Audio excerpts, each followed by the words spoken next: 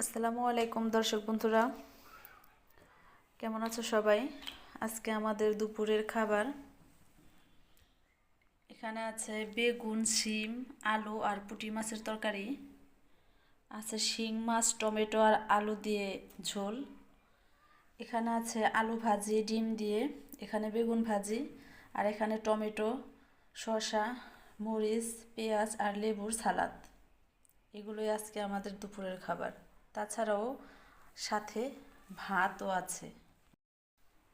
আসসালামু আলাইকুম দর্শক বন্ধুরা, কেমন আছো সবাই?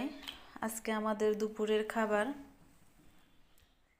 এখানে আছে বেগুন, শিম, আলু আর পুঁটি মাছের তরকারি আছে, শিং মাছ, টমেটো আর আলু দিয়ে ঝোল।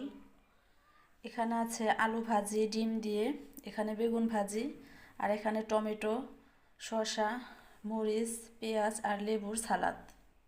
এগুলোই আজকে আমাদের দুপুরের খাবার। তাছাড়াও সাথে ভাতও আছে।